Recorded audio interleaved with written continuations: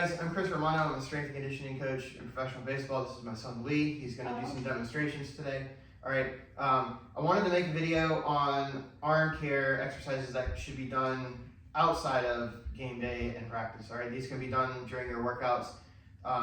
One thing that I've noticed in my DMs is a lot of people think that ArmCare is just for after you throw. All right, it also needs to be incorporated into your regular workouts. So that's what this is going to be. I've got a lot of videos that I'm going to link that I've made previously to the description on post-throwing ArmCare. All right, this is additional ArmCare. All right, so Lee, go ahead, hop on the ground. Here's a 1 kilo plate, it's 2 pounds. You can use a dumbbell, preferably a kettlebell would be ideal, but it shouldn't be heavy. All right, again, this is ArmCare. Right here on this exercise, we're just strengthening the rotator cuff and the muscles right here that hold the shoulder girdle in. All right, so the arm needs to be stacked, and he's gonna rotate fully out, then look down. When he rotates the opposite way and he's rotating in, his head's gonna come up. You go ahead again, keep it moving. All right, it needs to be stacked. If it starts to fall, then he's got too much weight and it needs to be lower, okay? One more, good. All right, it's starting to fall, stack it. There you go.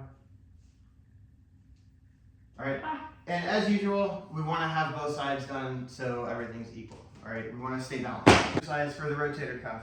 All right, we're just gonna use a band here. You can use a cable stack or whatever you have that you can do rows with. This needs to be straight, so straighten your back. Back's flat. Squeeze back, come on. All right, and he's just gonna row by bringing the band back to his chest. Okay, good.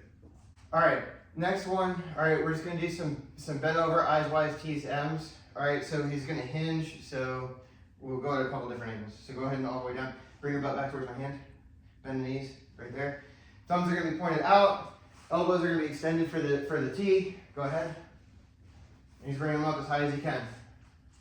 All right, he's squeezing right here. Okay, go ahead and do a Y. Okay, do an I. All right, and I said M, but we're gonna do W instead. IYTWs. All right, if he was gonna do an M, he doesn't know the M, straighten the arms out. Now you're gonna bring it back this way. Yeah, all right, that's an M. All right, let's do it, go this way, right here. All right, get in that position. Go ahead and squeeze here, butt back. All right, there you go. All right, this requires no equipment. Any kid can do this at home. There's a couple of variations of this one. All right, he's just gonna stand here and do it, but generally we would be walking maybe like 10 yards, 20 yards, whatever. All right, Fourth. Go ahead, put it overhead. You can use dumbbell or a kettlebell with this. All right, you want to have it stacked right here. You want to have your entire body straight like that, and then he would walk. Now another way that you can do this is putting a heavier weight as counterbalance on the bottom. All right, so now we have an odd even carry. All right, and so this is the next step up. Straighten that. Everything needs to be straight, and then he would walk, and then he would switch. All right, so you come back. Right. All right. Again, this is going to be overhead stability, and he's working core. All right, core is important for the anti-rotational stability, which I've also got a lot of videos out on as well. All right, those are some exercises any kid can be doing at home. All right, minimal equipment, something that really is important to lower injury risks.